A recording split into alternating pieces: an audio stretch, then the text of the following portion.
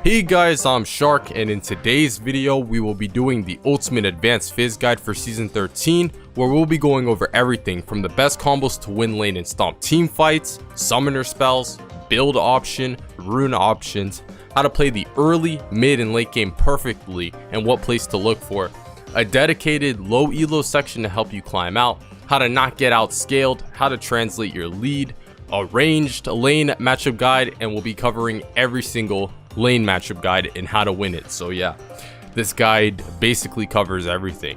Whatever gold you may want, whether that's gold, platinum, diamond, and beyond, by the end of this you'll have the knowledge to snowball your games out of control. And I'm giving you the information I've learned playing Fizz for 6 years plus now, and you'll be learning from a challenger level. So like usual guys, please smash the like button if you enjoy or find it helpful, comment for the algorithm, and subscribe to see more like this in the future. Let's get into it. Alright y'all, welcome to the buildy section. Passive, you can't really do much. Fizz is ghosted, which means he gets to walk through enemies and can't get creep blocked. It's impossible. It's possible to get creep blocked. You can't get stopped or what's it called? Yeah, creep blocked, like blocked by any enemy or monster. And then you also take reduced damage from all sources based off of how much AP you have. And yeah, that's that. Your Q Urchin Strike deals physical and AD damage, AD and AP. But yeah, you don't build AD on Fizz. You can't even really make AD Fizz work. It's not very good. You just dash through an enemy, and it can be both a gap closer to get on the enemy, and you can engage. I'll show you later on, but you can engage with your E and then Q out in the combos. And yeah, it's a just solid around ability. It's on a low cooldown, so you possibly could use it twice within a trade, especially when you get some CDR, and you will actually often do that. Your W has two parts. One can actually help you last hit monsters, because it refunds most of the mana. Okay, because I have no AP. It refunds most of the mana. It refunds most of the mana. 20 mana. And when you get the last hit, it goes off cooldown again. So helps you farm. The first one, W auto attack you do, does a serious amount of empowered damage. And then after that, you do extra additional bonus on hit magic damage for 5 seconds. So it's big burst with the first auto, and then for 5 seconds you get extra AP. Yeah, AP on hit. And then the passive is it gives you a bleed, so you get a bleed. Nice, get a bleed there.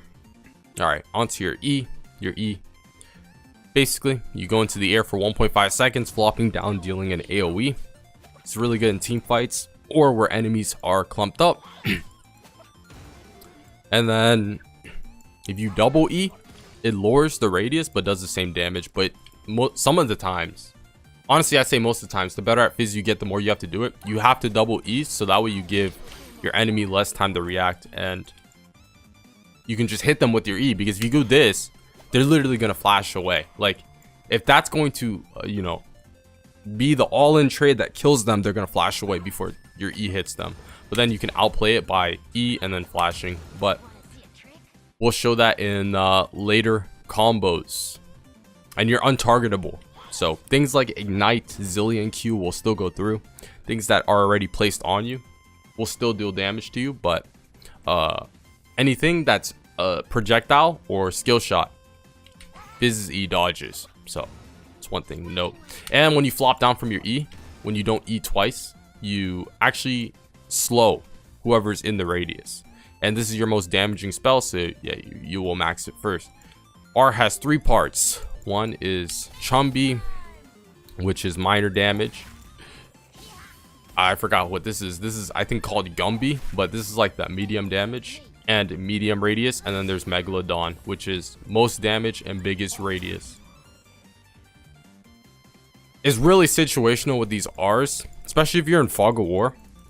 If you land a Megalodon, it basically guarantees that that target, whoever you landed it on, will get isolated. And then they're going to be easy to collapse on, especially because your Megalodon slows. So just pair it up with a combo like that. What?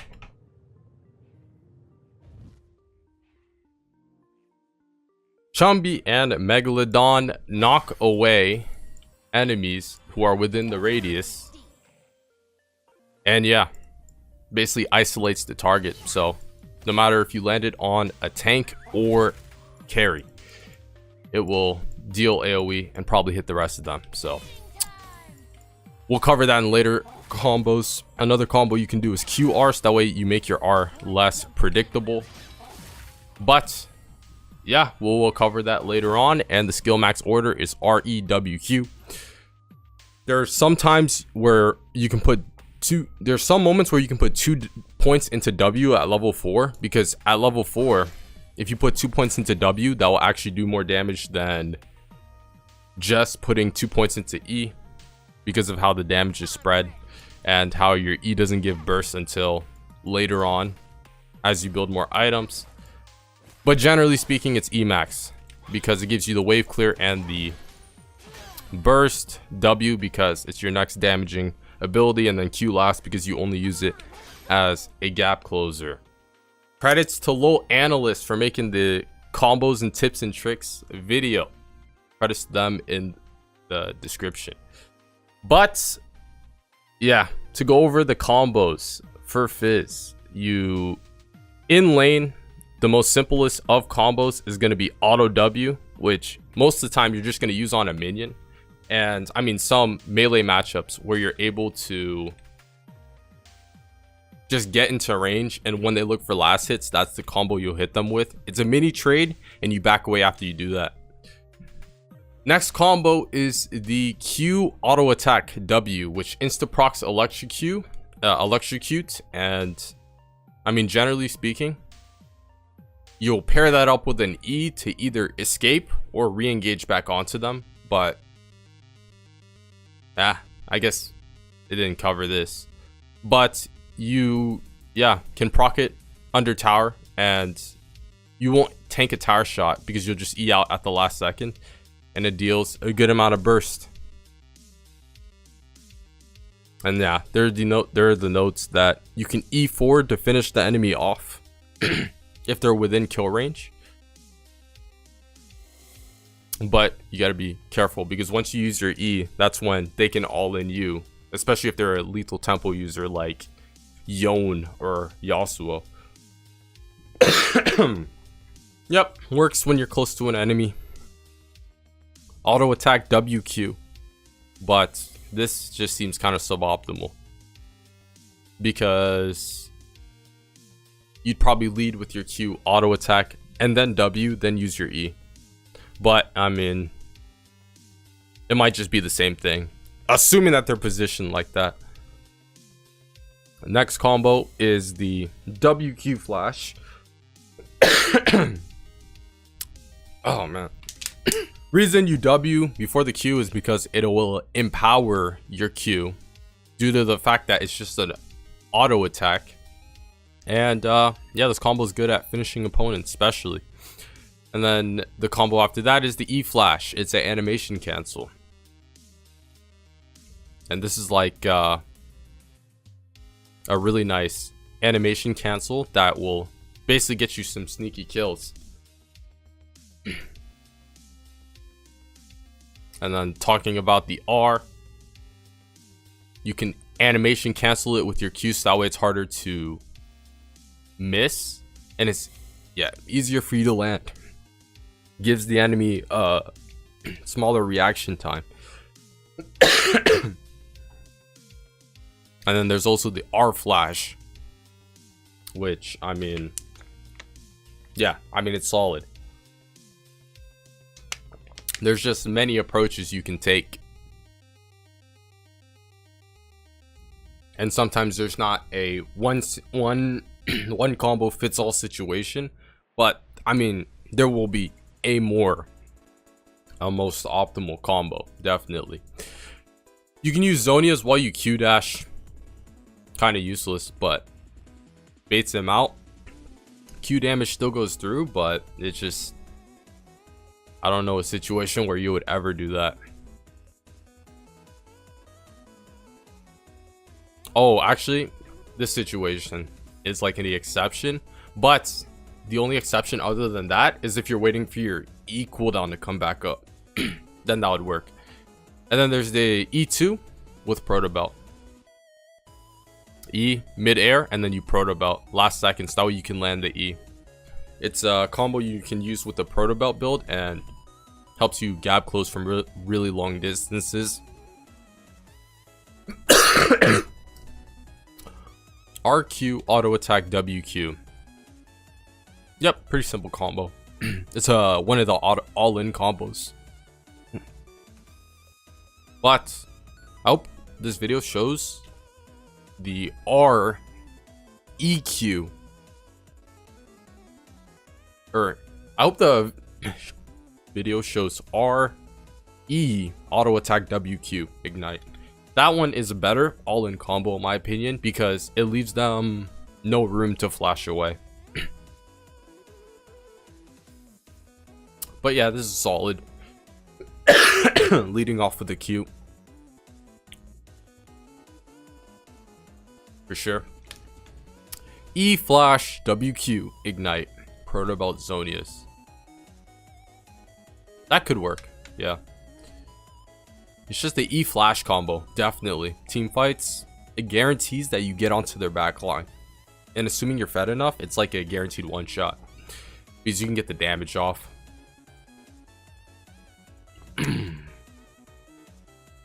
So yeah, even if you're coming from a flank. And then, I mean, this describes Fizz's laning phase. Early levels, you want to play safe. Just get the first 3 minions with E and let the wave push into you. Yep. Try to E the wave and E them if possible when you hit level 2. Yep, enemy pushes towards you, which means your jungler can gank. This can happen a lot, especially the higher the rank you go, the more often your jungler will know that Fizz is a kill lane, and when they have a no mobility mage, assassin, or bruiser, it's like free, because Fizz always gets shoved in the first 3 levels. And then starting level 3, that's when Fizz's trading becomes really good. Yep. Don't have to win the trades. The goal is to exchange some HP. Yep, because you have corrupting potion, which gives more sustain. So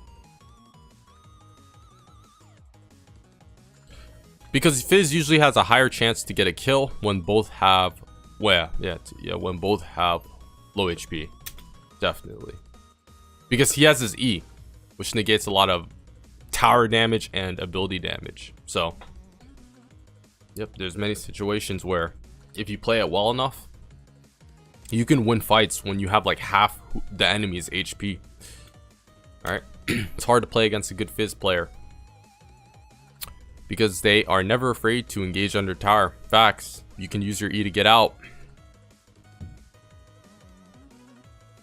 And that's why when Fizz gets ahead, there's no counterplay. One-sided trades under tower. Q, auto attack W, and then E. That's risky. You can only do this when they don't have CC. Galio should have W'd. Watch the best Fizz Korea. Well, I'm the best Fizz world, but you know, we'll look at the best Fizz Korea. Okay. Versus best Talon Korea. Let's see it. Fizz is not level 5.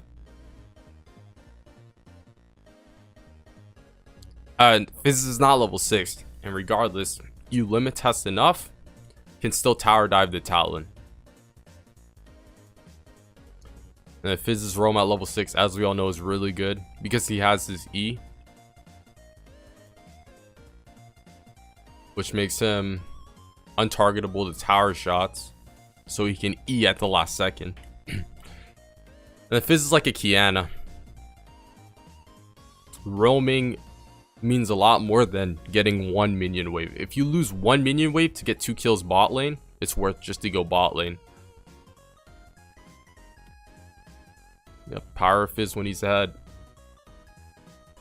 Specialized in escaping. Fizz can escape easily going into the enemy's jungle and assassinate.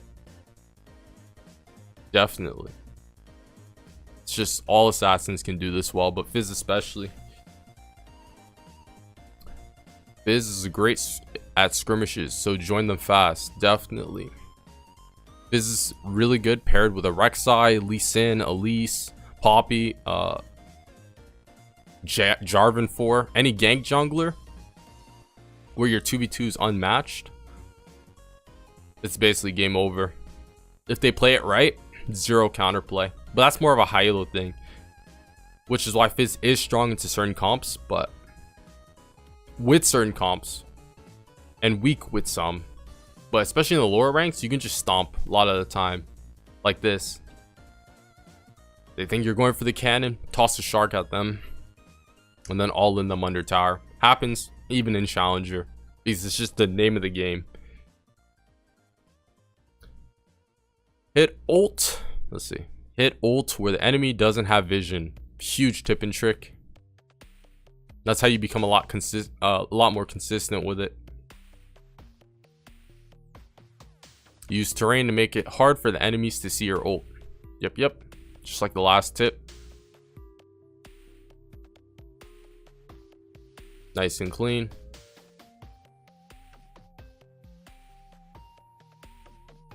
And then there's the E flash combo. So that way Elise couldn't E that.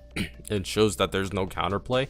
And uses the R as the last thing to throw. Since Elise would have no summoner spells or dashes at that point. Fizz is the perfect champ to delete enemies' squishy targets late. Late as in joining the team fight late? I mean, yeah. Typically, yeah, Fizz doesn't want to be the first one to go in. Wants to wait for things to happen, then try to like clean up their backline. There's moments where you can engage if it's like a long range shark on their backline. But realistically, you want them to fight here, and then for you to come from the side and then delete their backline if they're fed. Yep. And then see, now you have access to the Syndra.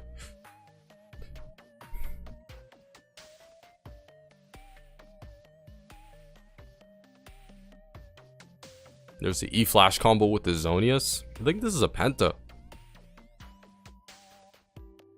Is it? Fizz is not a champ that can just 1v3. Yep, needs to play smart, going for picks one at a time. Stay alive with E, Zonius, and wait until skill shots are back up. Exactly. You're not like a Irelia, Yasuo, Yone. You're a slippery assassin, not a bruiser. So you can't really 1v3 easily. Fizz is best when he can use his abilities, buy time for his team, and bait the enemy with all his untargetability. All right, y'all.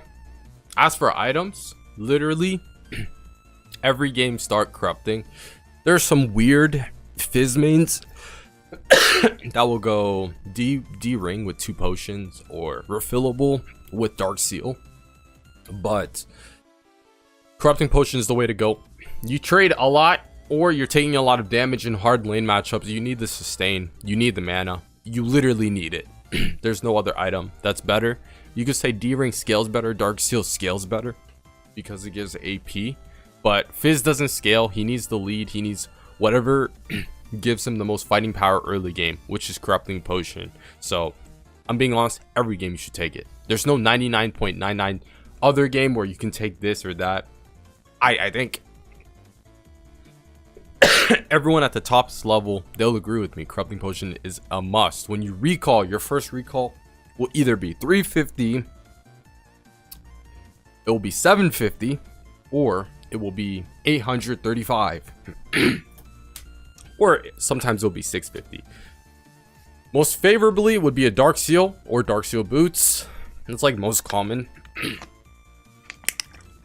Other than that, I don't like Dark Seal or D Ring. Reason being, it doesn't give as much mana as before, and it takes a lot of item slots.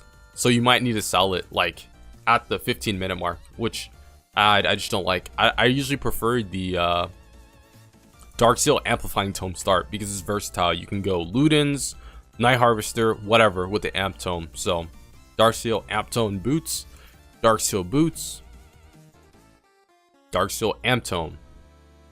Yeah, but always get Dark Seal because the value you get from it, if you stack it up, is like 400%, and you can't go wrong with it. If you skip out on Dark Seal, you're trolling, especially if you snowball like you're supposed to and play Fizz optimally. And then as for early buys, after that first recall, we're talking second, third. Depends what you're trying to go. If you're going Night Harvester, Proto Belt, Ludens, Leandries, all the stuff I'll talk about later on. Depends what you're trying to go. And then some people Zonia's rush. So there's that too. You might end up getting a Codex. Like that's also another option. Tier 2 boots definitely are a thing you can do. Some, especially like the Night Harvester build, you go Sork boots.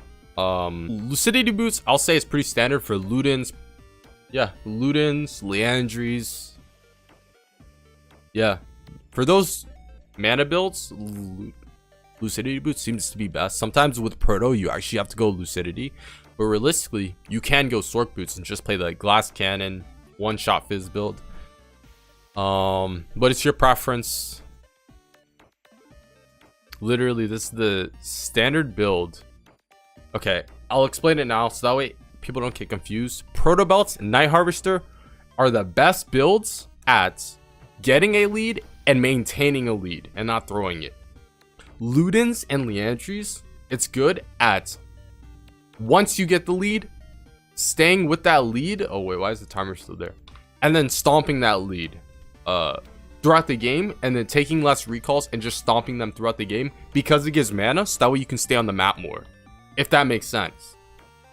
Say it one more time. The Proto Belt Night Harvester, with the HP and magic penetration it gives, or whatever the Night Harvester passive is, like more, basically it gives more damage, and it fits more for like an AP bruiser type build.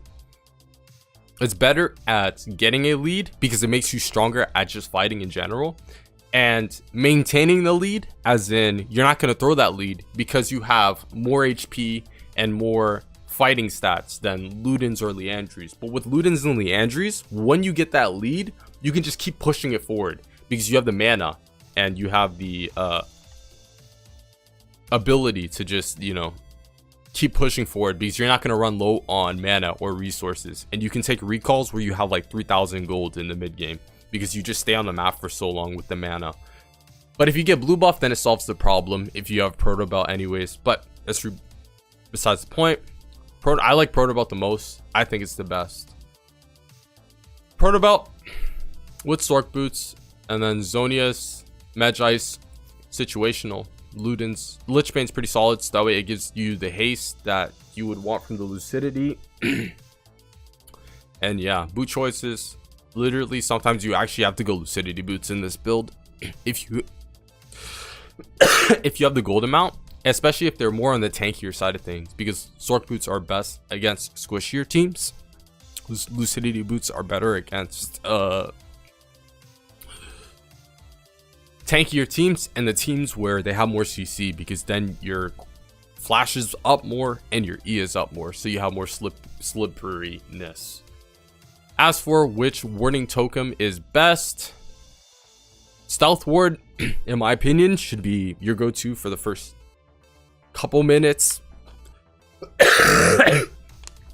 And then you should switch to Sweeper Post 6 when you're trying to roam and do stuff on the map.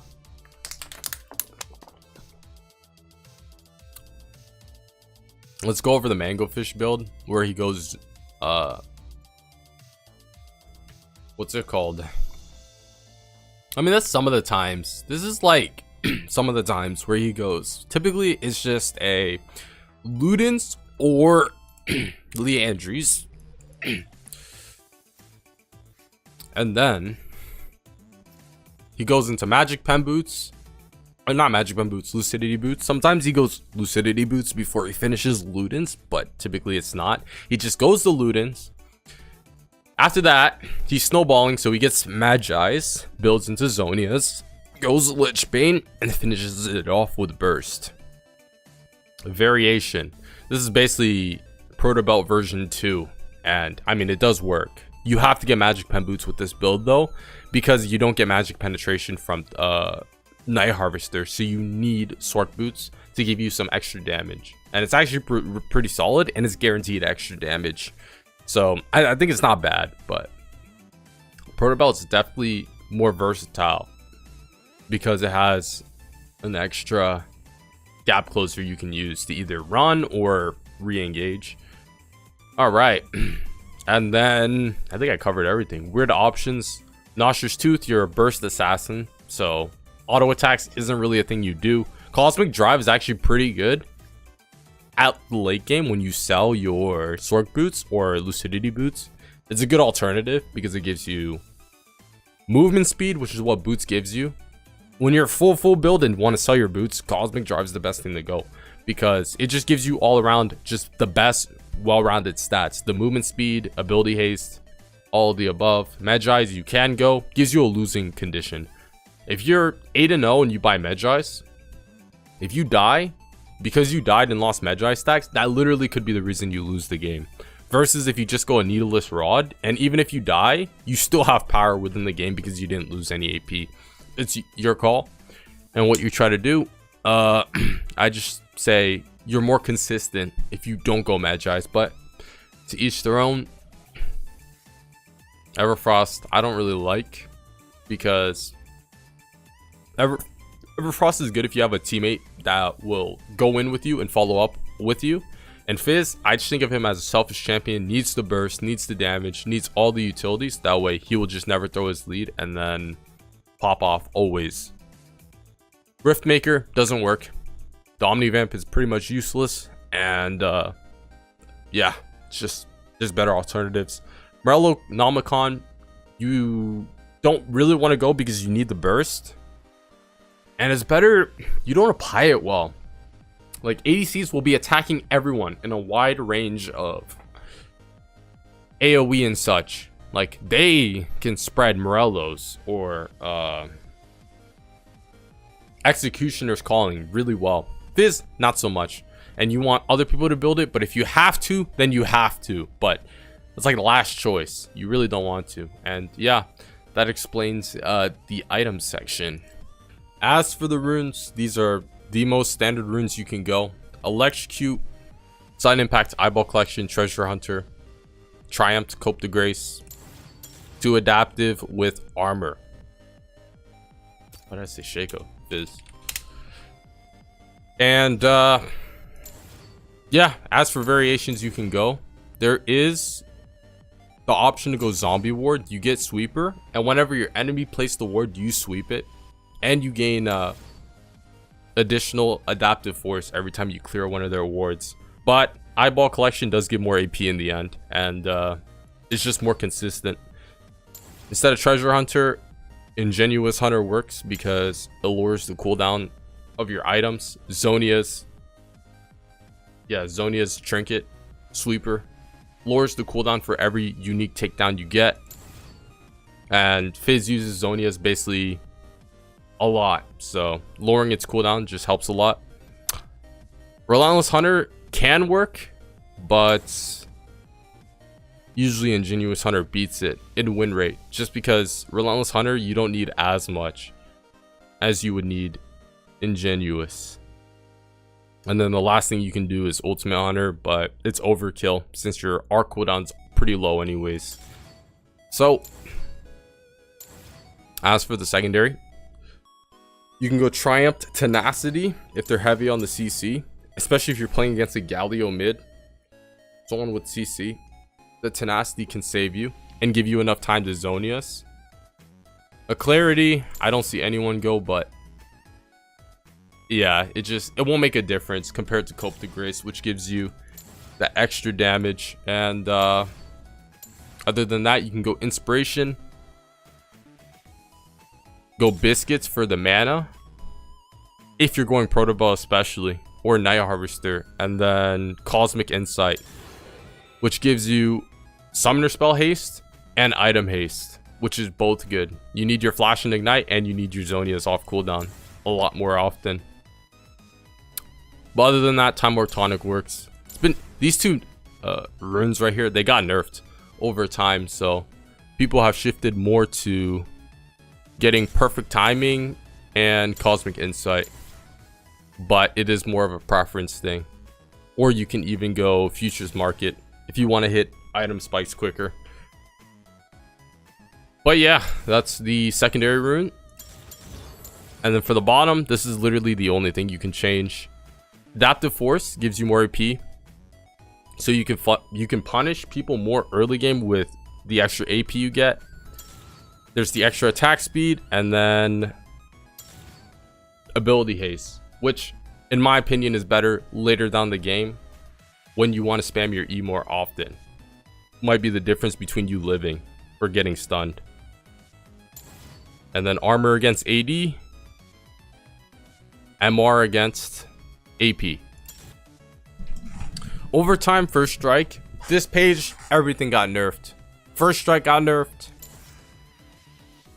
Perfect Timing is the same still, but Biscuits and Time Warp both got nerfed, so people just stopped going this page. And then your secondary tree is Sudden Impact, Ingenious Hunter, or Treasure Hunter, which is pretty standard stuff. But because these two pages got nerfed, most people just go Electrocute. And First Strike got nerfed, so because it does less damage too, Electrocute just ends up beating it every time. So I'd stay away from the First Strike page, even though the only utility you get from it is that it will give you a little bit of extra gold, but it's not worth the decrease in damage. As for the summoner spells, Ignite Flash 99% of the games, Teleport Ignite into the 1%, and by the 1% I mean it really only should be a thing done in Diamond 2 plus of whatever region you're at, but it's in lanes where you have no kill pressure, and the teleport can be used in the mid game as a way to join fights in the mid game when you're side laning, and then save you in lane when they push you out of lane. So I don't know, the Teleport Ignite can be taken in Azir lanes, Rise lanes, these type of control mage lanes where you have no kill pressure. It can help, but the no flash really does make your team fight weaker. So 99% of games, Flash Ignite. Ignite helps you secure kills. Flash, good both offensively and defensively. Alright, y'all. Welcome to the low elo section, which is gold, which is like the average. Yeah, I decided to do the average here. Show you the way things go. I think it's Victor mid. Could be wrong. But 1v1, he actually can win. But I don't know. We'll see. We'll see what he can do. He has to perfectly tether my Q and E range, so I can't hit it. But we'll see if he can make it happen.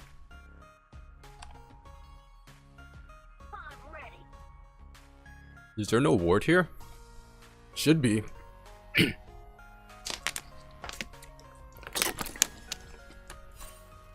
Nice one. Nice one, Lux. Nah, it's to be expected. But I'm trying to use these new pings. Wait, I actually used it right.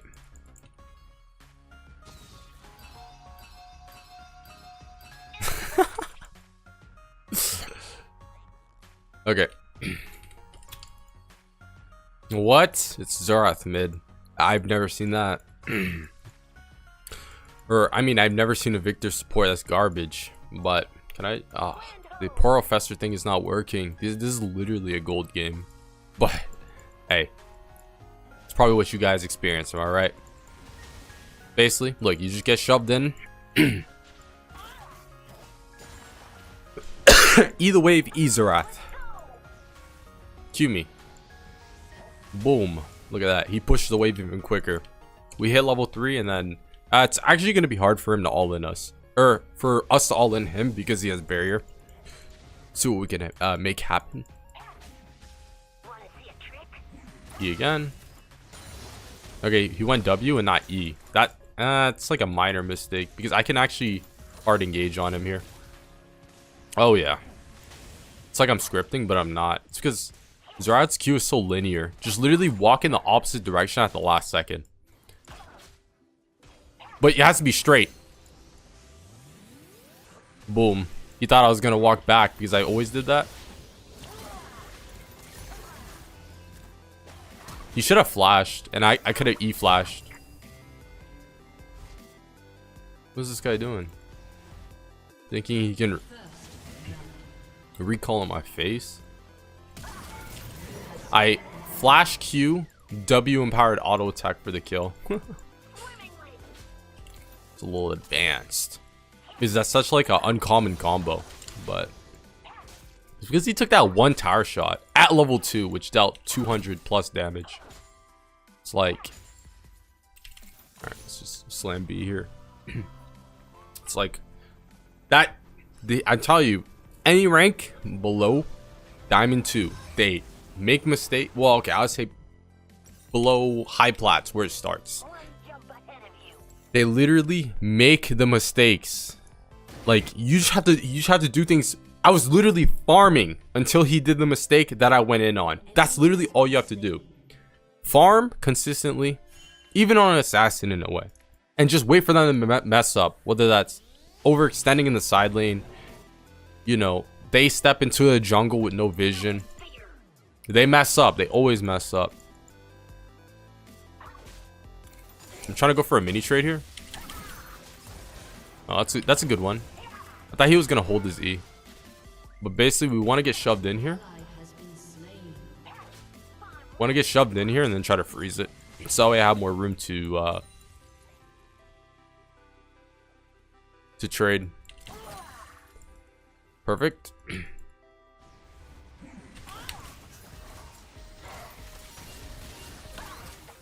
I walk to the side.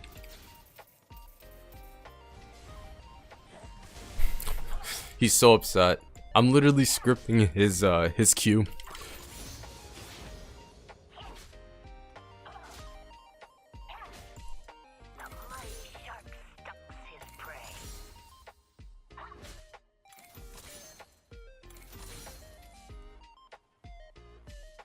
He has to recall. By the time he comes back, we'll hit level 6 and then try to all in him. He'll be level 5 by the time we're level 6, I think.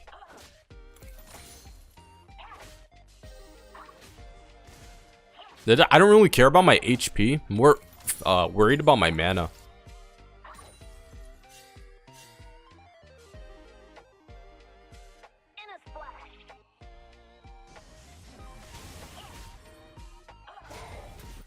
I think Master Yi, not Master Yi, Lee Sin is there.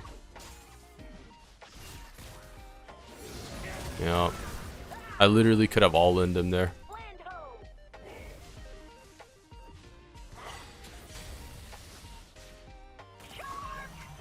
Nah, it's done. I have to recall because at least we wasted Lee Sin's time, and then Udyr can go bot for a double kill. So it's like just because we didn't get the kill on the Zerath, we still got a lead for our team. It all stems from mid gap. Sometimes you can't be the hero. You gotta be the person supporting the hero, and it might be my jungler, who knows. But you just kind of know when you have to.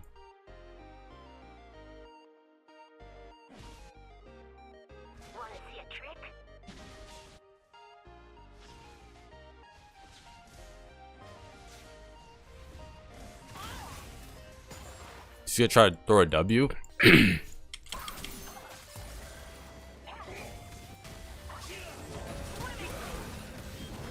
W. That's so annoying. I'm just getting camped. But I mean, that's like so normal.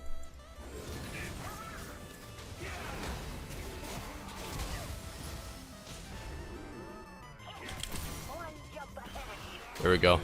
Perfect.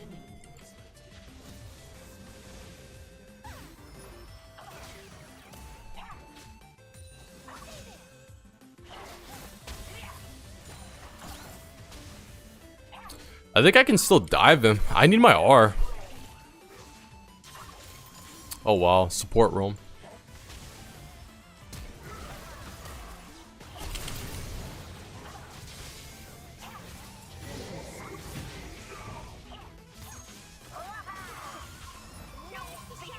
Let's go. I gotta dip before the Lee Sin comes. But they're just getting outplayed. Lux can take tower plating. I don't really care.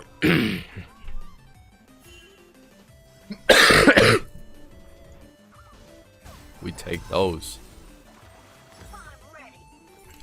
I'm just gonna go the normal build with Lucidity boots. I really can go Zorks and just like one shot them all, but I think the Lucidity boots will help me a lot with my E cooldown and dodging their skill shots.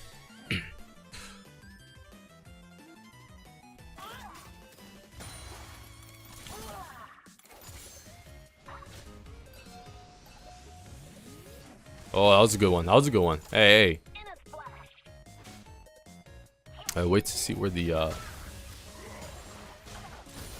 Lee Sin is.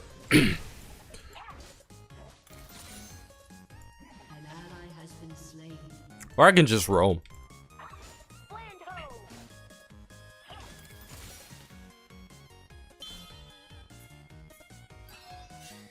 I'm using the bait ping correctly. Ah, Udyr's top. It would work if Udyr's there. You have to play towards the side your jungler's on, especially if they're the fed one. Udyr isn't really super fed, but he's still strong enough to where we have to play for him.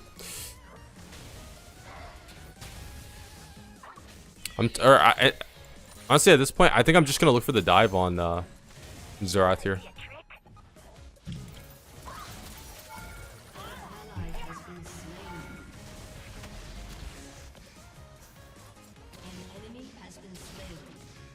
Easy.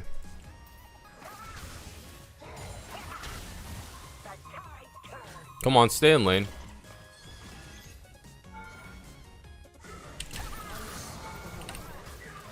Oh my god, that's just so annoying. We'll make it work. We made it work though.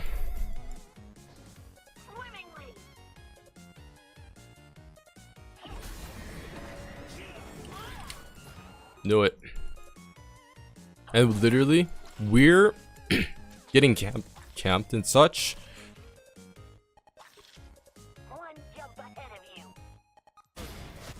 Yeah, we're getting camped and such, but we're still like super strong.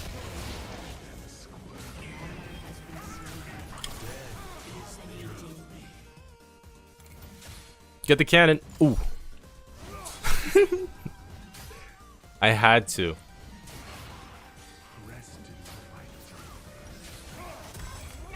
Ah, just go Lucidity.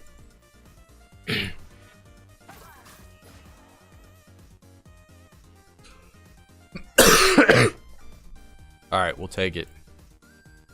Now, every time our R's off cooldown, we just all in the Xerath.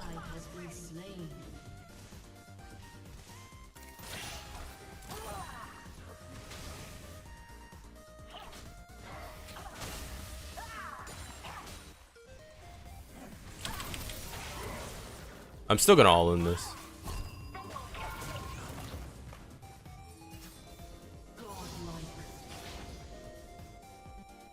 Lee Sin's there.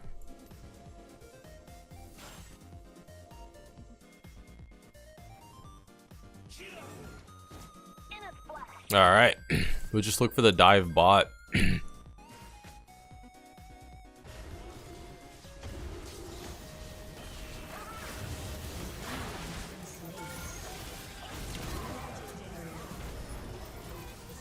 Alright, we'll take it. See what I mean? After you get the lead mid, you just roam. And when you're fed enough, they can't do anything. We'll just go stopwatch, just in case like we team fight and they focus us.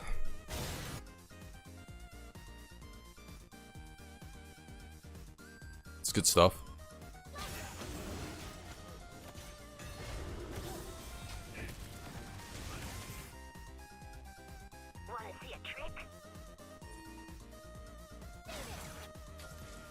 We'll push mid.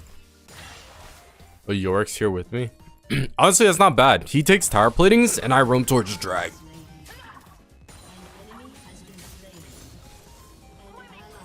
That's fine. We'll do that.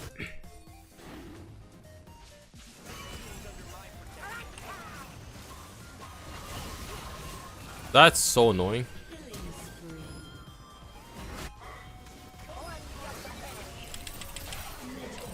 I thought my corrupting potion.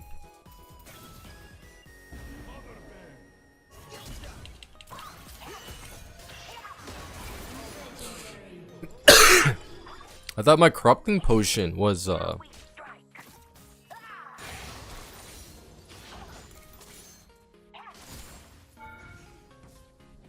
one, but it wasn't.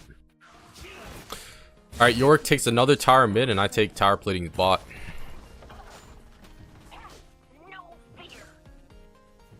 The low elo mistake is they're very inconsistent in their plays. Like, notice how I only go for high percentage plays where I know it's gonna work and I don't just coin flip.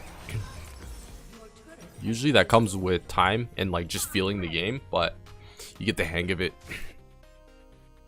You know what I'm saying? You just get the hang of it.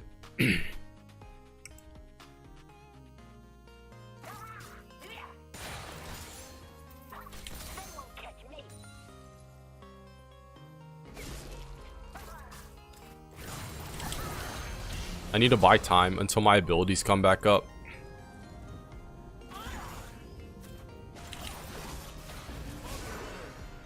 Alright, Udyr.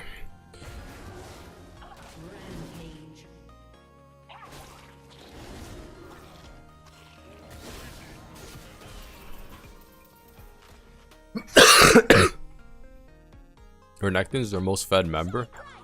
We can literally go to whichever lane we want.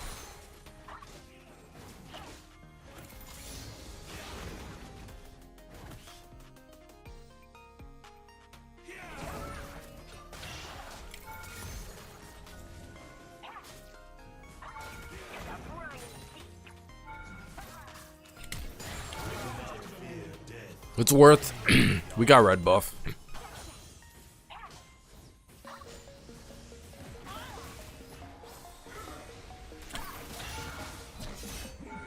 Bro, why is the Renekton mid?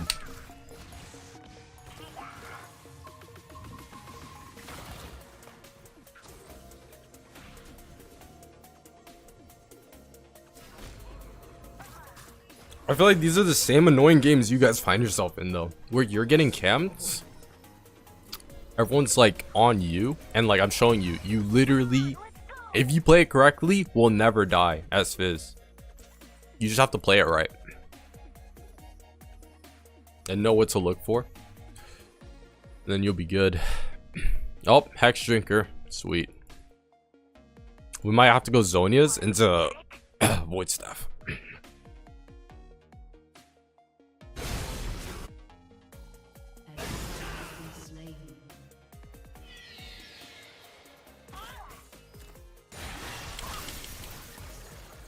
Oh, one more auto attack and I could E and then...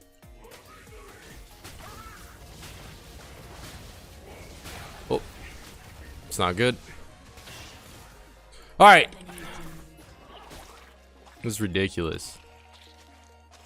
These players just... It's because they're literally all playing range people. They like... They keep running.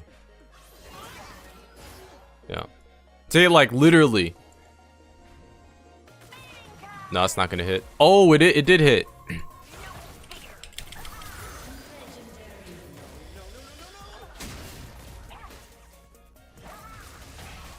It's because they're all range and they're playing people like Ezreal. So it's they just run. That's all they do. They just run. Their goal Their goal? Are you serious right, Neil? Come on, bruh. Their goal is literally just to run, and my goal is to engage and try to fight.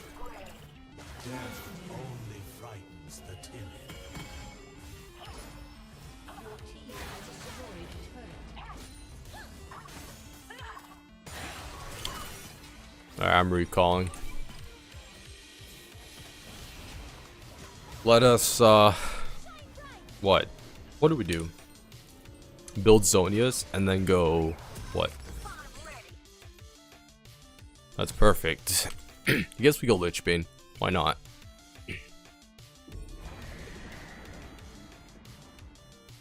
Hulkbreaker's not bad because, I mean, Renekton. York's only goal is to match Renekton, and if he can, we win the game.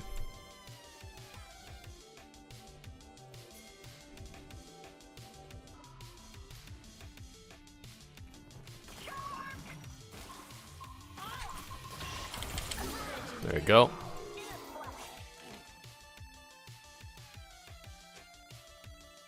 Did I take Relentless Hunter? I did. That's my bad. Let's take Ingenuous, but you know how it goes. I was working on a thumbnail in Champ Select.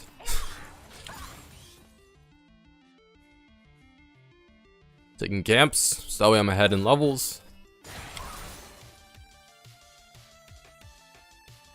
Come on, let's go.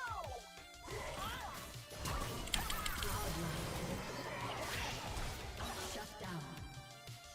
You get Luden's movement speed. Is that enough? My Ludens.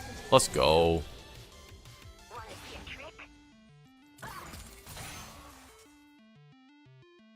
Who's next? I'm chilling. I am a mech chilling. For Fizz Gaming.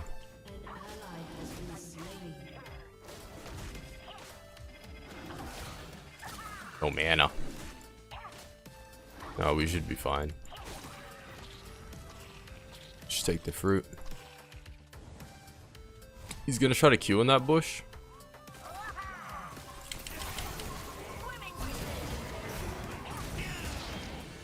I queued against the walls. I queued against the walls, that way his R wouldn't send me flying.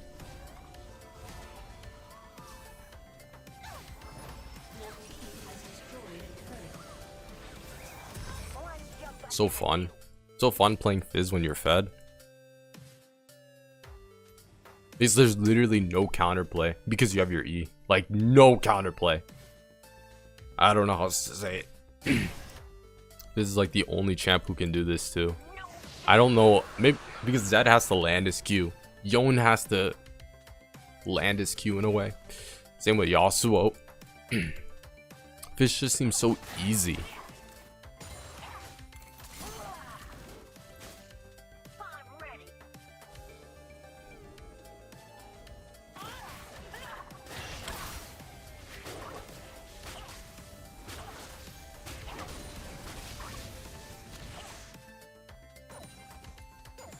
Zarat just ulted, so I think he's tilted.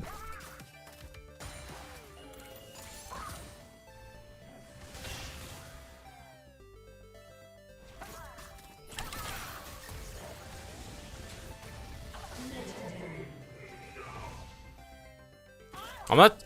I should take inhib. It's past the 20-minute mark, but.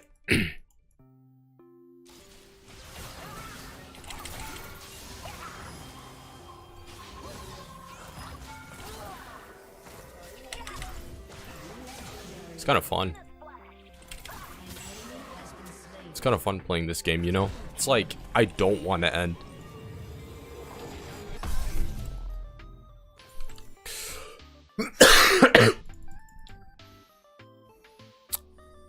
For my own entertainment. Seeing them just get absolutely tilted running away from a 21-0 Fizz. Showing you what you can do.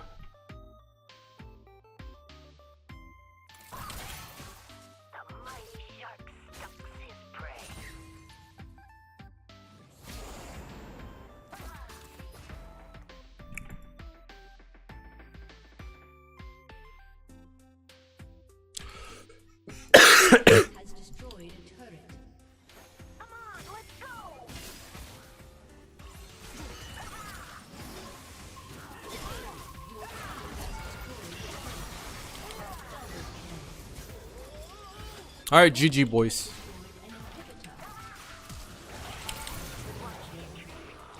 You give me Quadra. You give me Quadra. That's right. Catch you in the next one. I'm out.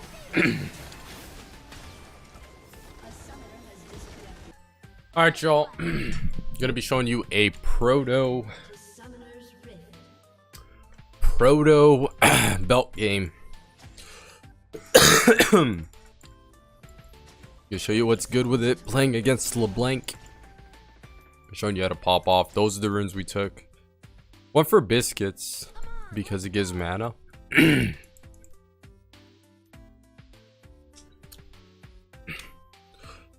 And we'll try to do something good here.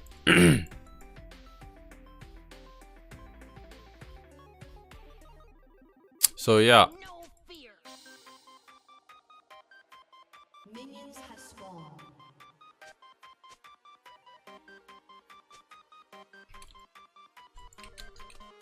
LeBlanc, I mean, it's more skill matchup, but kind of is favored towards her slightly. 55 to 45, because it's much more easier for her to outplay me than vice versa, assuming Vi doesn't gank. If Vi ganks, then it's even 50-50, because when LeBlanc shoves, the consequence should be she gets ganked, but if she doesn't, then you know, I just gotta deal with it. Would not be good. See a trick?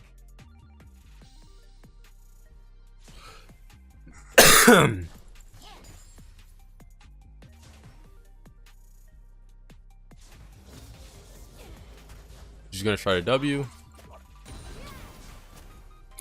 I kind of trolled it there. I don't know if that was worth. Kind of hard to kill her pre first recall.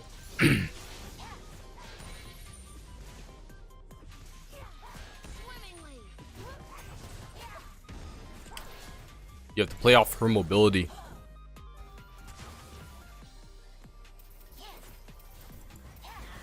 E her QW.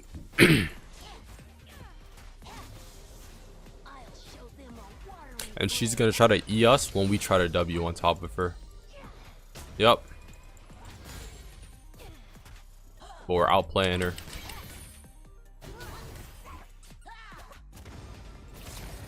There you go. I'd flash, so she was dead anyways. Gotta play off her mobility.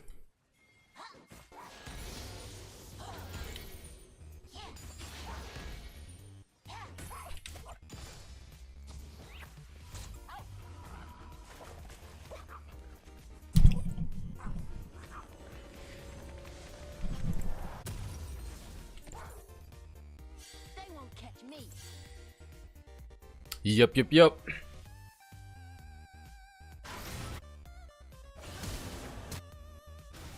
Uh-oh. That's not good. In a splash.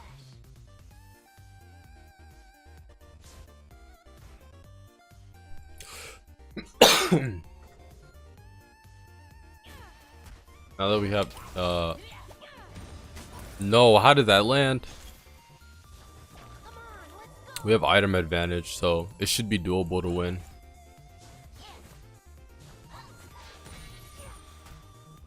Reason why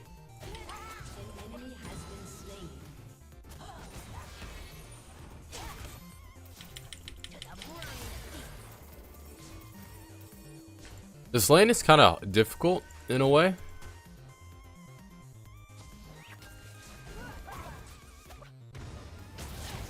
Yeah, she has ignite because the only way I can kill her is if she misplays. Like, that's literally the win condition in this lane. It's if she messes up her QW, if she messes up her E. That's why it's like the cards are given to her and it's up to her to mess it up. But I do think I'll just end up roaming this game. If it's gonna be a difficult 1v1.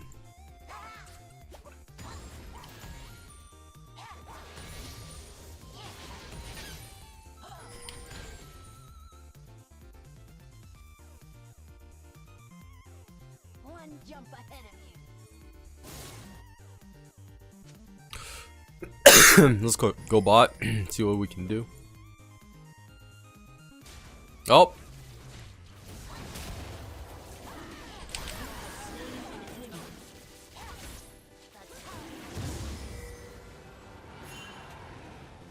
LeBlanc. I think we can still dive it.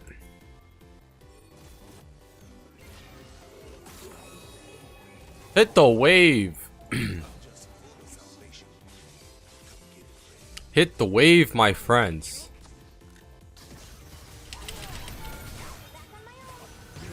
There we go. I told you. LeBlanc.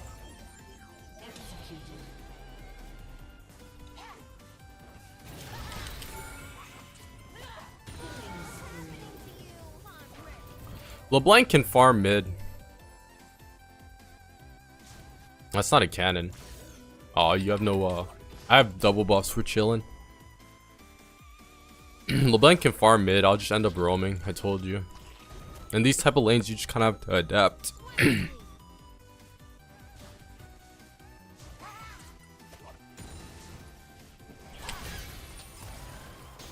I hit level 6. I'm chilling.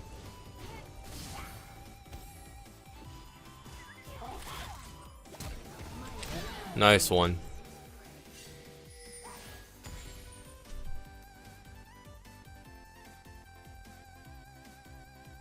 It's Shyvana. I don't think she can kill me here.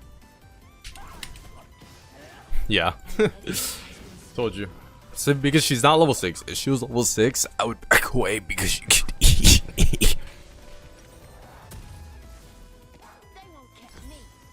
Alright, let's do something like that.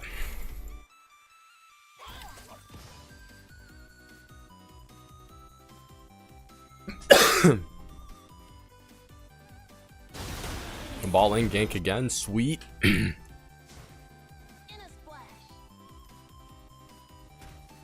Now I know I hard win. Like my WQ.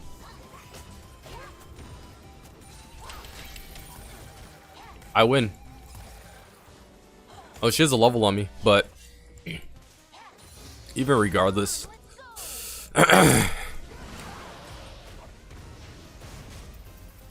Nice one, man. I'll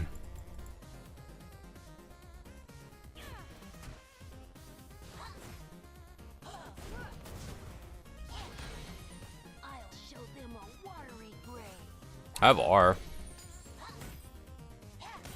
I'm gonna wait until I have my ignite so I can make sure I win.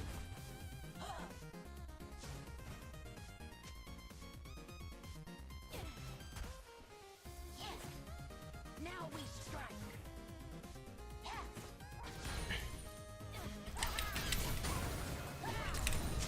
Yep, we just E-flash on top of her.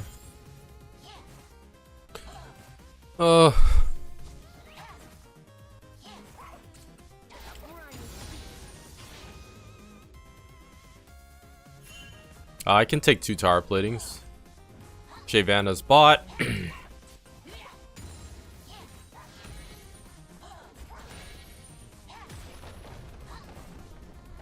enemy has been slain.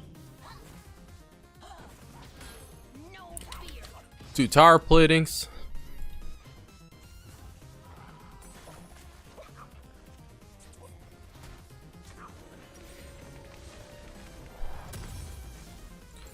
Then now we go sweeper. Land ho.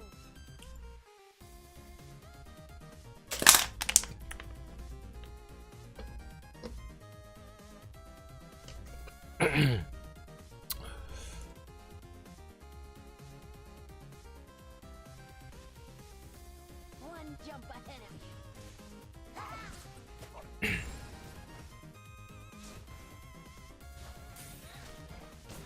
Oh my, how did that even hit?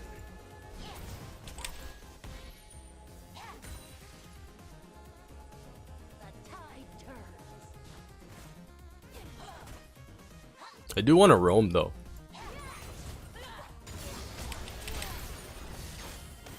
Should be enough. Played off her wanting to go in, and then we went in.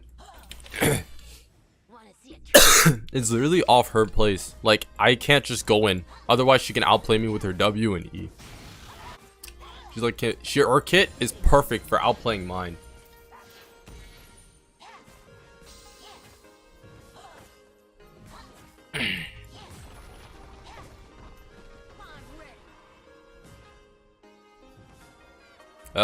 It's kind of greed. Nah, it is kind of greed. Oh man, maybe if I fully committed, I could actually take the tower plating. Possible though. There we go. rampage. Mighty shark stalks his prey. All right. Sweet, sweet, sweet.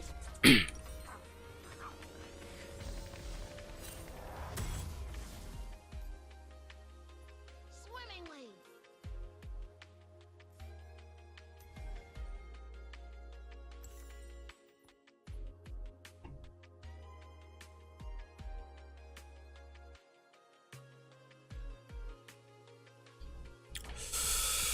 They won't catch me.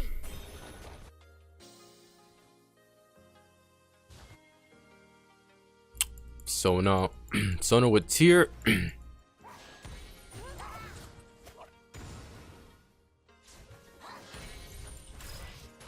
open that watery grave. An ally has been slain.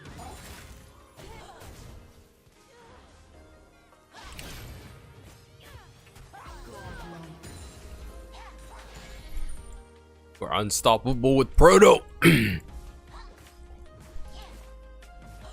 enemy has been slain. Now I'm just gonna roam bot all game.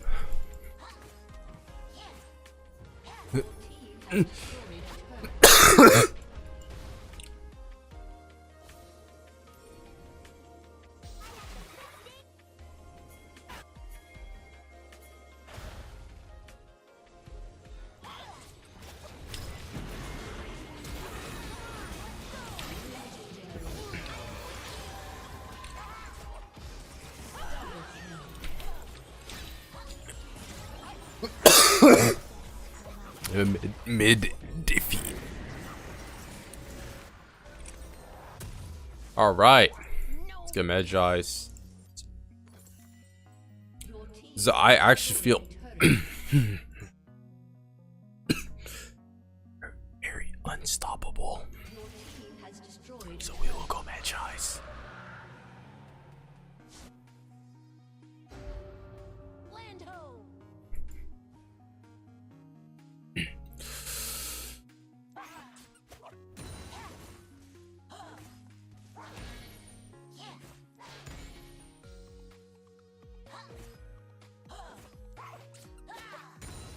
Now we strike.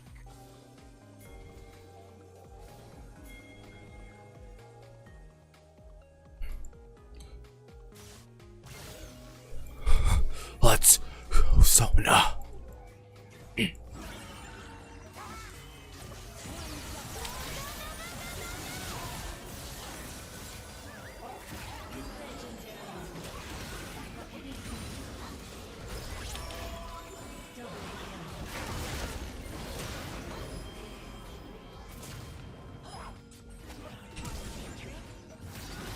There we go, Sona.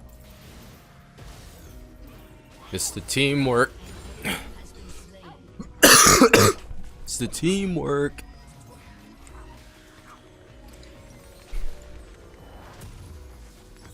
I'm ready.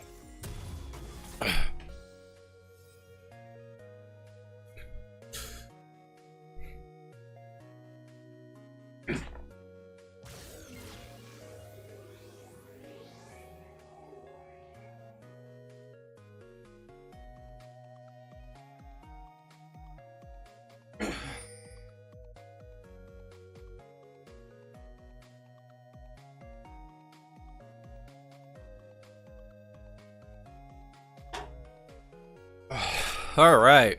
Swimmingly. The evolution's running.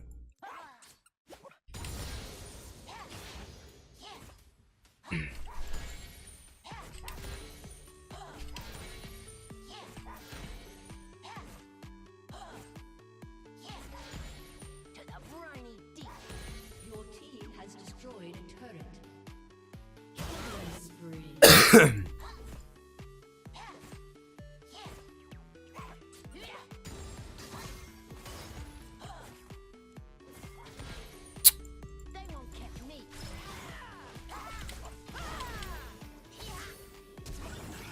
Man.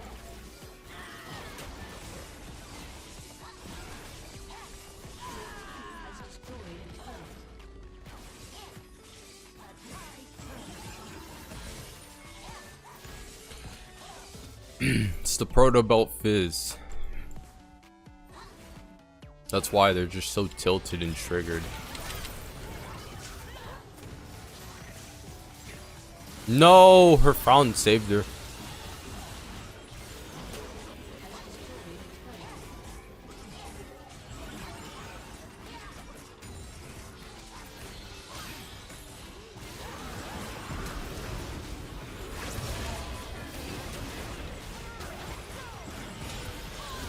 Oh man, no mana for E.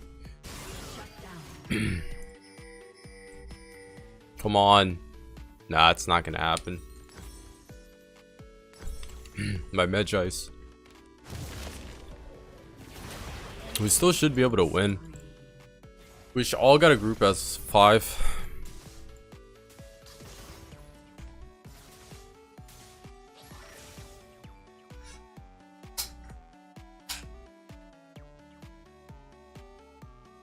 No fear. Alright, Mord splits top. We need one top or one bot and then the rest to go the other lane.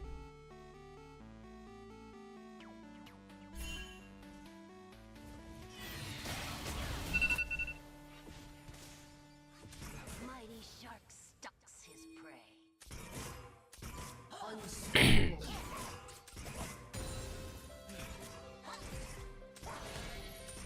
Shut down. Man. The throws. Nah, we should be fine though. No. Come mid. Apes. Monkey see, monkey do. Literally.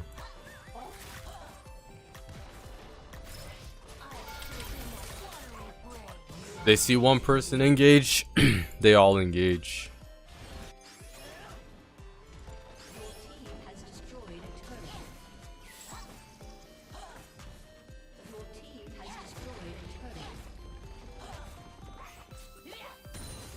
Now we strike.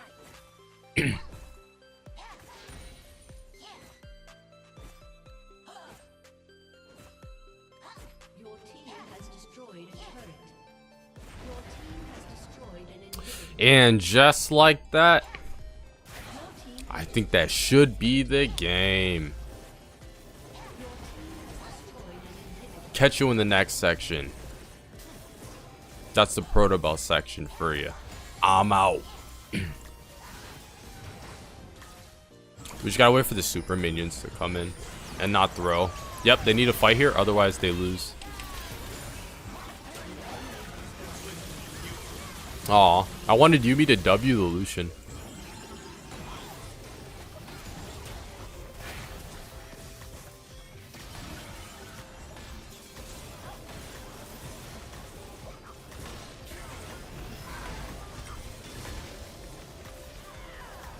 Wanna see a trick? I should finish Lichbane, but yeah, they're probably gonna end with Rift. Catch you in the next one. Your team has destroyed a turret.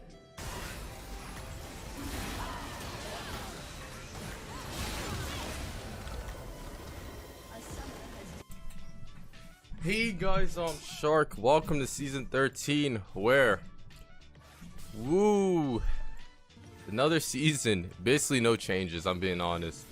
Or at least no changes when it comes to AP assassins, besides being able to go Rod of Ages, but Rod of Ages is a scale item, so that doesn't matter. We're going Rod of Ages anyways, because we gotta try out the new stuff. Yeah. I don't know, the season doesn't have any crazy content like when there was mythic items. But you know, we make do with whatever we can.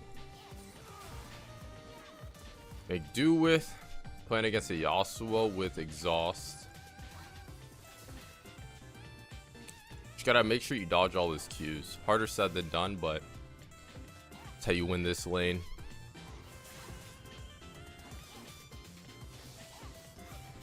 Oh, that was a good one. Oh, missed the Q.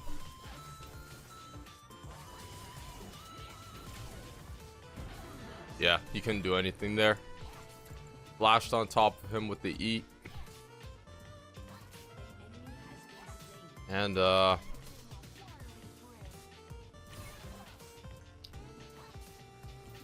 yeah, I don't think I can get this wave in.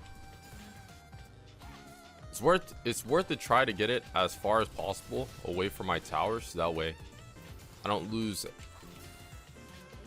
too many minions like that. That's fine. Wave should push back to him eventually, but since he's coming back to lane soon, it's gonna like he's gonna start hitting the minions. It's his choice whether he wants to crash it or whatever. Rod of Ages. Oh wow. This item looks ugly as shit. But yeah, whatever. I hope they rework that. That is ugly. Okay. Am I recording? I am. Nice.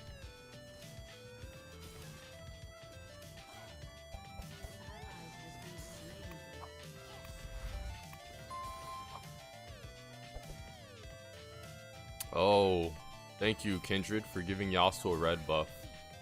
Thank you. You are very helpful. Very helpful. Oh, Evelyn's mid. Sweet. Nice.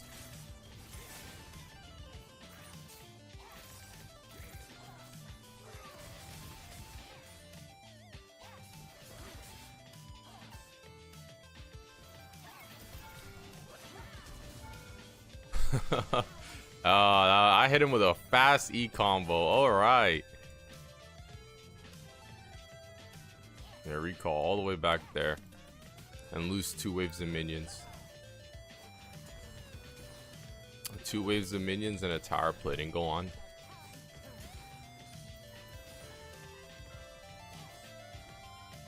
I don't even know if I can get a tower plating.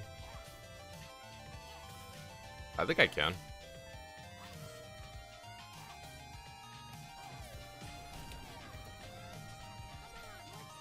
Yeah, this item's terrible for I'm running out of content, man. There's no content in season 12 or season 13 besides this jungle. Jungle's the main change. Everything's different. I like this. Like in like a team aspect of things, it's not bad. Right? Like you get more pings, more of that good stuff, but like the actual gameplay itself, it really isn't that different. But the thing that makes me mad is literally it was the same thing last season. So when you have 2 seasons where not many things are major changes, it just makes for... See, I knew it. That's why we didn't want to go to the dragon. It just makes for like really boring gameplay.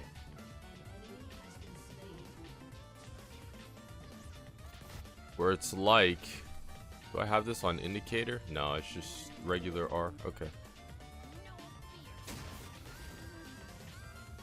You just kind of...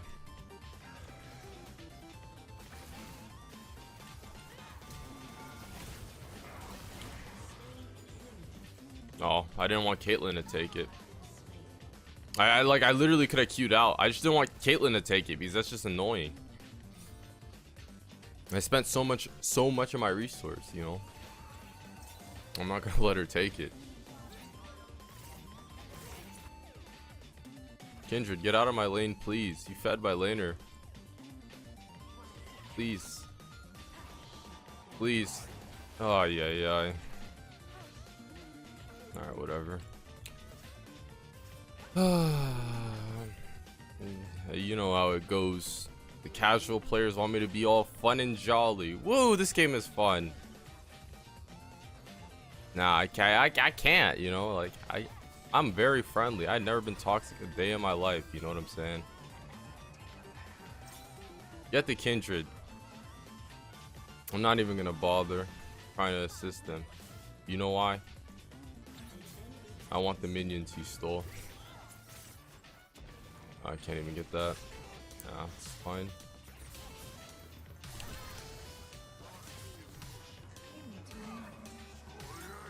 You can probably pull him. Pull him under tower. Yep.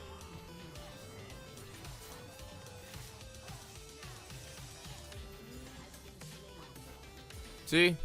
This is what happens when you're not toxic. With the power of teamwork, you're able to win.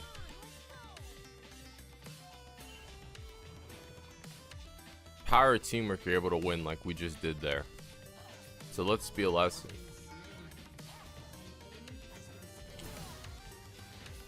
Let this be a lesson.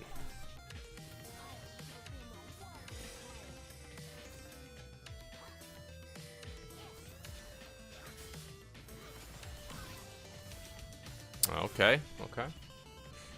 Not bad. L. Not bad.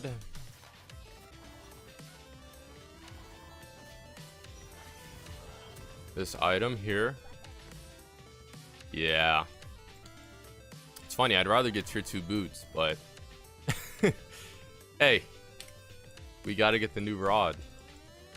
With this build, okay, rod gives no CDR, does it? It gives no CDR, so we actually need the lucidity boots. Another change I noticed. If you don't auto the tower plating,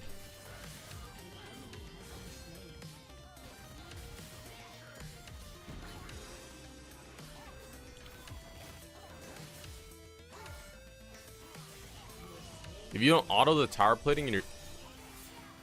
Ooh. There you go. There you go, Evelyn. How do you like that? And your teammate autos the tower plating, you don't get the tower plating even if you're just near. So I mean, I like that. I think that's good. All right, now we have enough for a rod. Sweet. Only lane we have to worry about, I think, is mid, but I think we have that under control.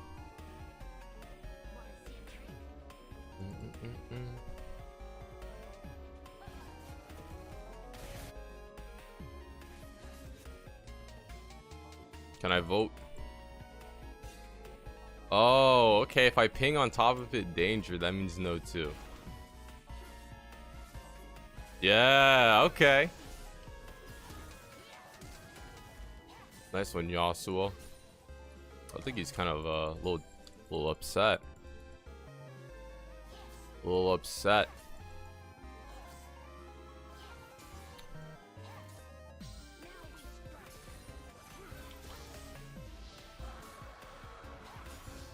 And yeah, I need CDR. This is ridiculous.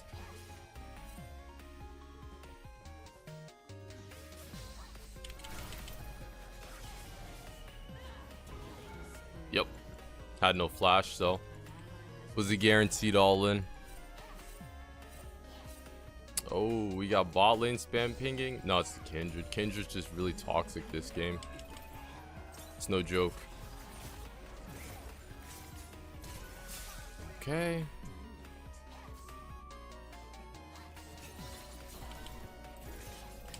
Wait, I meant to double E on top of her and then W. But yeah, I E'd her ulti. So I mean, that was a pretty nice outplay there. And now we can get the lucidity boots.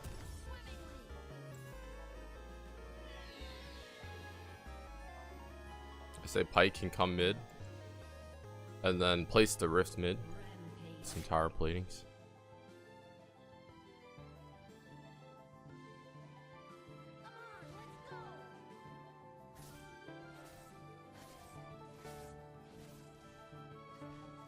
Alright.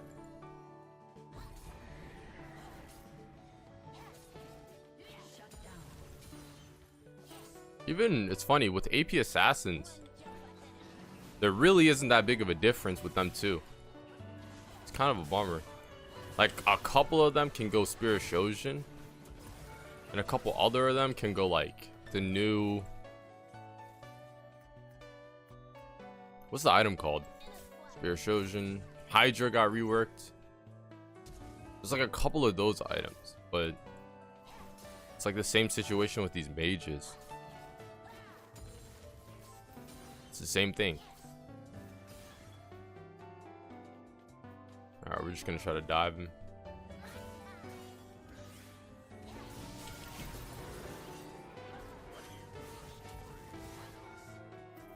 Are you serious right now? How did my auto not go through?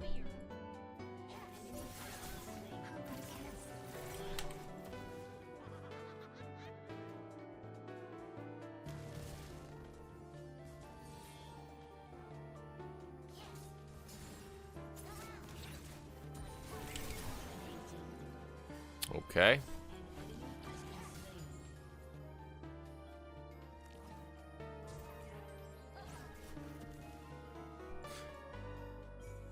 We really are playing these games, huh? Okay, Jin. Alright, Yasuo's coming. They do a little bit of trolling. Like, I couldn't go in because Yasuo was coming. Okay, this build is terrible. Never go. lesson of the day. I'm doing it for content, but Rod of Ages, terrible. Just I want to see if it scales harder. That's one thing, but Fizz isn't a scaler. He needs the Ludens or Proto Belt for the burst. Night Harvester, you know what I'm saying? He needs one of those. Alright, let's see. Evelyn's in Pike's jungle. Okay. Chase him.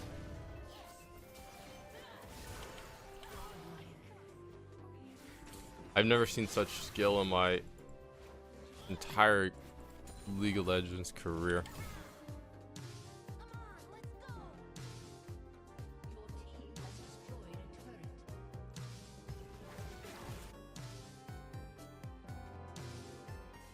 I have Magi, so I should catch up in movement speed, right?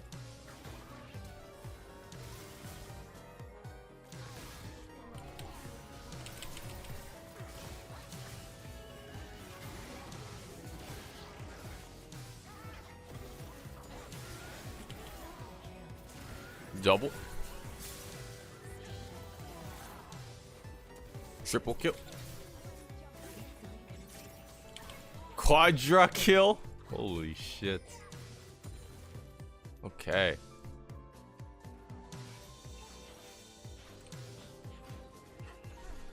That was nice. And get the ace there. Little Fizz gaming.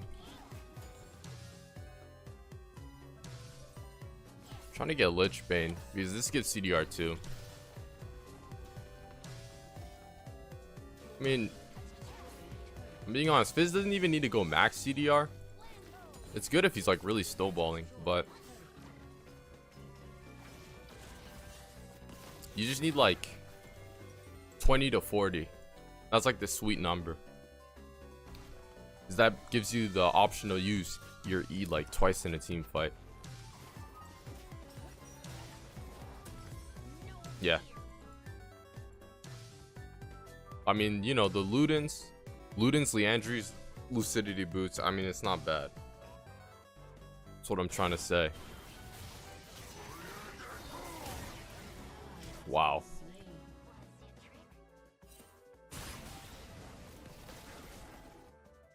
No way they lose that.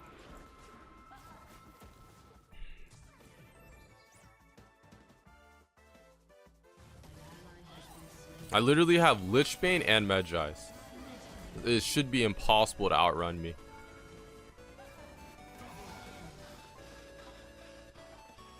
Poor Kindred, toxic and bad.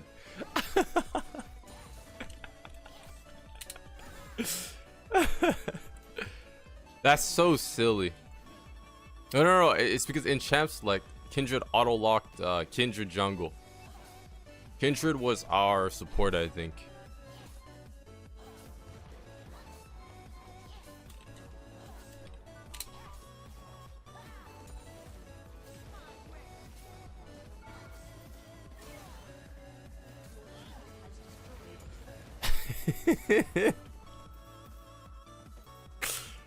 Yes, report. Okay. They made...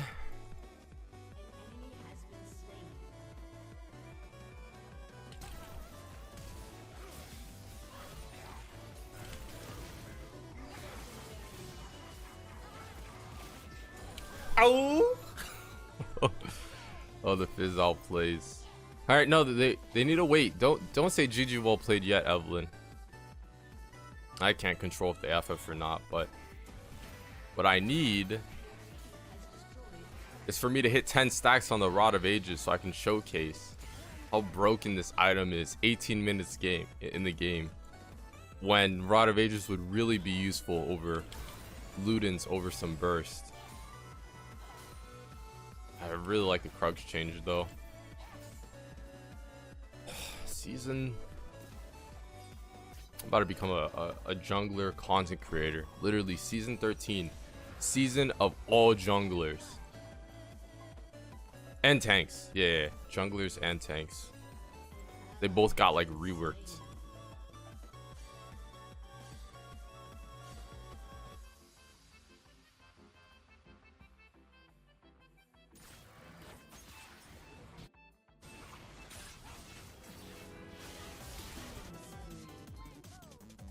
I'll just side lane.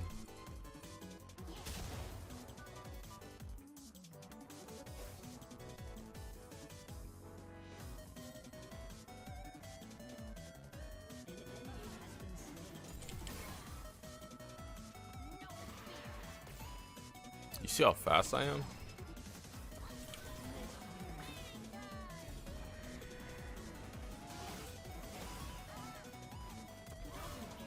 You see how fast I am?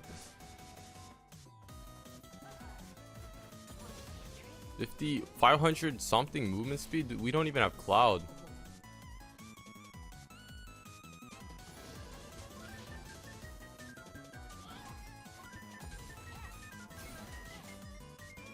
Oh, Rod of Ages. Did it just... It levels you up at the end.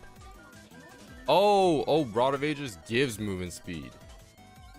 Yeah, okay, now that makes sense. Alright, get him, you got him.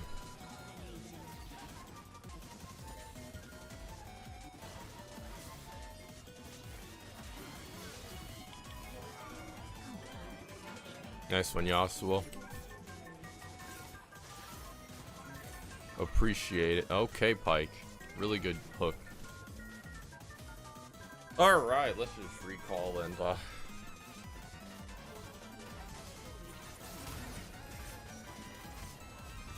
start building into Void.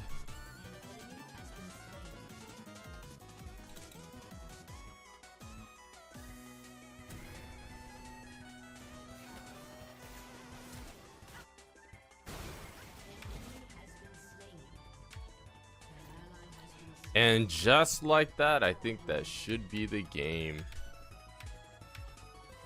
Like, comment, subscribe. I'm out.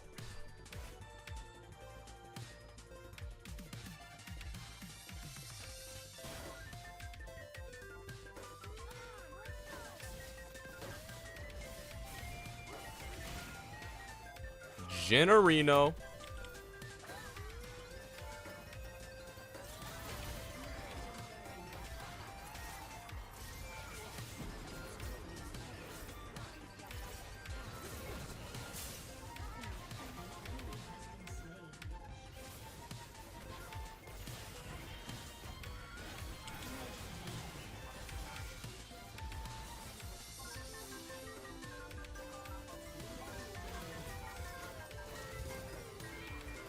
No.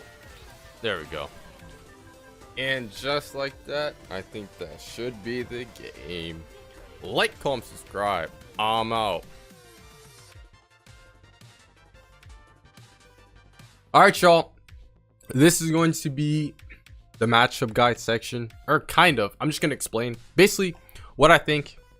And I mean, this tier list is really up for your debate. I only try to put the common mid laners. So like Cho'Gath mid, Elise mid. These are all uncommon. These are the common picks. And the hardest matchups, Set and Pantheon, are both pretty similar. They stat check you completely, which means in short trades, they beat you. And in long trades, they still beat you. Pantheon, the way you beat him is by making sure you E his empowered thing, which is harder said than done. So his empowered Q, you have to E that. His empowered W, mid animation, you can E that. But regardless, especially if the game's picking up and he's got some items like Hex Drinker, you can't win 1v1 and you need your jungler.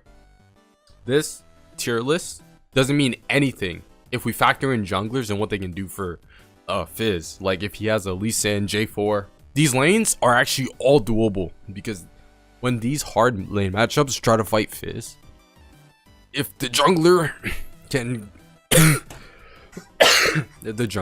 gank, then it doesn't mean anything. Heimerdinger's the only one where I'm just like, if you have a farm jungler with a Heimer, you cannot play the game. I don't know how else to say it.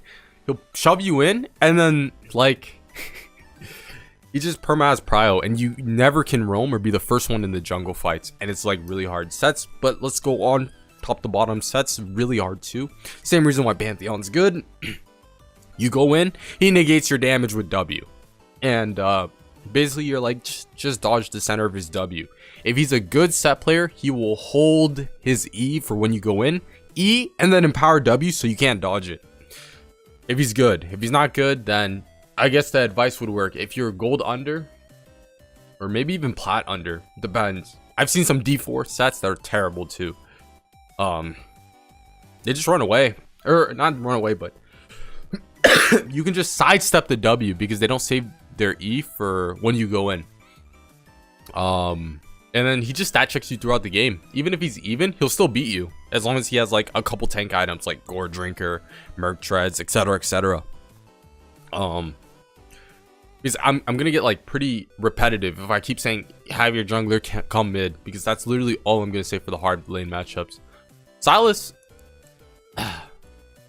usually I put him as like hard, but he actually can be slightly unfavorable. Reason being is, yes, he outscales you hard, and his W is like literally the reason why he outscales you.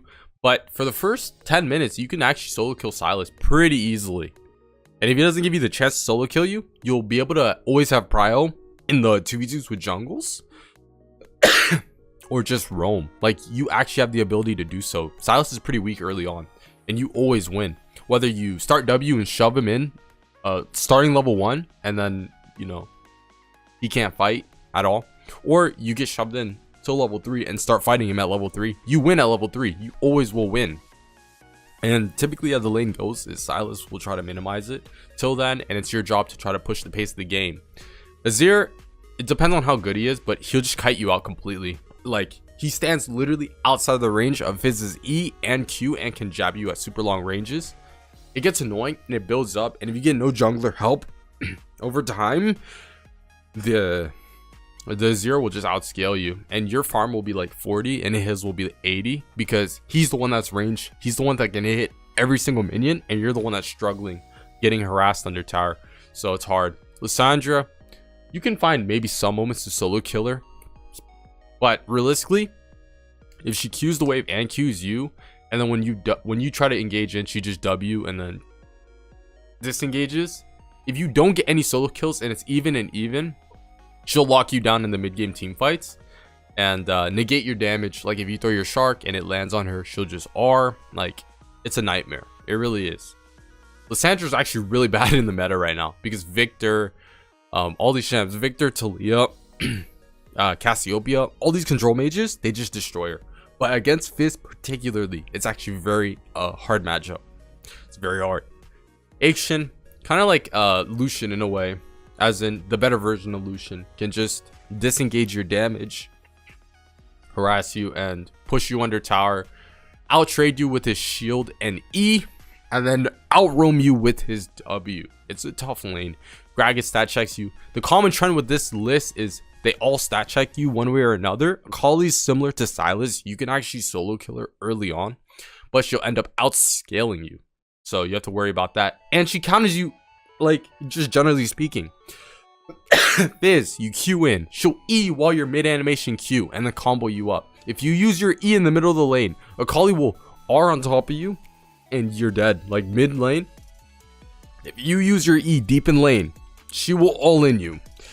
It's just a given. You know. Like it's tough stuff. I'm being honest, tough stuff. And then the Vex lane, you can't win if she holds her W. If she holds her W for when you go in, always, it's like impossible. I don't know how else to tell you. Because if she's not skilled, she'll try to land her E on you with her full bar to try to fear you. E her E, flop on top of her, and you insta win. This is like a low elo thing. Higher elo you go, the more they hold their fear bar, their empowered bar for their W, and they spam auto attacks at you that chip at you over time, and then you can't go in. And then basically the only way you win this lane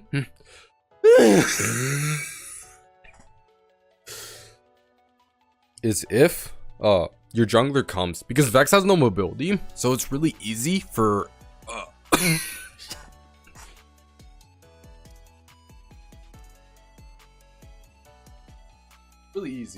really easy for your jungler to come, because like Vex is a mobile, has no dashes, and it's really squishy and can't 1v too early. So that's like your only win condition. And then Zed lane, it's like slightly unfavorable, because, well, the way it works is 1v1 especially, getting a gank is kind of hard, because Zed has his W to stay safe in a way, and he can just chip at you and kind of play like a ranged mage, right?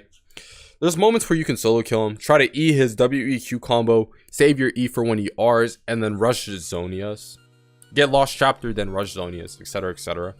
But, I mean, generally speaking, if he goes Hexdrinker especially, 1v1, it's really hard to beat him. Not really hard, but, like, harder than other champs. And, it really is, like, I say slightly unfavored. It is kind of a skill matchup, because he's trying to use his R, WEQ, and you're trying to dodge it and try to trick him out with your Playful Trickster. But because he can go Nimbus Cloak, not Nimbus Cloak, the Orb, Numblifying Orb, and Hex Drinker, it actually becomes kind of unfavorable in a way. Unless I'm dumb and the patch notes say that melees can't build Hex Drinker anymore. I believe I saw something like that. I have to double check my screen. But yeah, it's I'm telling you, it's like one of those like slightly difficult lanes. I don't want to waste too much of your time. Yeah, I don't want to waste too much of your time. Rumble, I'm just gonna give you some tips and tricks. Slightly unfavorable. Try to burst him down before he gets his overheat, where he deals empowered damage with his auto attacks, because that's where he gets his power from, and the fact that, you know, his W and Q will still be going off when his stuff overflows. LeBlanc, this lane you have to play off her mobility. Try to E her QW or E her E. You have to outplay her like that. You do. And Cassiopeia, I'll say even actually. I don't know why I said unfavorable. Zoe, it's the higher the rank you go, the lower the rank you go, the more likely you're just able to E her E. And when she Rs, Shark, wherever her R is she's about to go back to, you can even catch them in Challenger doing it. And yeah, that's that. Rise, slightly unfavorable because he stat checks you in a way. The later the game goes and outscales you, but early game especially, he's kind of just like a wave clear bot, and you can actually beat him 1v1 if you can manage to get into range of him. Also, jungler help does help because he has no mobility. Zillion is another one, kind of like Lissandra, negates your damage and then just wave clears the whole game, and it's kind of hard post 6 to kill him, especially without the fear of getting ganked because you're going deep in and he's gonna R on top of himself. Now onto the even skill matchups. Not much else to say. Ahri is just pre-6 really easy to solo kill, really squishy. And go to my other guide where I go over like in detail how to solo kill her. And post level 6, try to get mid-range sharks. Don't go for long sharks because she's just gonna R away from it. Talia, even. She 1v1, you can win and try to solo kill her under tower, but realistically, she's just gonna try to keep wave clearing and minimize the lane matchup and try to go even. Yasuo, Yon, I'm gonna put them in similar spots. You have to just remember to kite back to your tower because their lethal tempo will make them win long trades, and you want like mid-range trades, not short trades where they can just heal it back up with their lifesteal, but not too long where they stack lethal tempo and they're like super juiced. And then Victor, Ori, pretty standard mages. I mean, generally speaking, jungle help will destroy them, but 1v1 they can actually beat you if they play it correctly and completely kite out your Q and E. But very much so winnable lane. And then Vlad is just you playing off his empowered Q. Asol, not seen that often, but with the items he builds and the fact that he can go exhaust, that's his only way of minimizing the lane. But you can still solo kill Asol pretty easily. As for the favorable lanes, it's pretty self-explanatory. A lot of them, you just stat check. So you beat 1v1. Katarina, you can just E her dagger. Kiana, you can just E her WQ. This one, the higher the rank you go, the more likely it is to be an even matchup. But generally speaking, it's favorable. Yeah, Syndra. These are all mages with no mobility and no dashes to escape your R. So like 1v1 you can actually win. Realistically, jungle impact has a lot on it because if you go in and you get ganked, it gives them a chance to win. In the Echo Irelia lane, in the end you just stat check them, and you have to just especially in the mid game, use your ignite to make sure they don't get their healing from Echo's R and then Irelia's Q. Anyways, that's it. Comment below your thoughts on the tier list. Like, comment, subscribe. I'm out.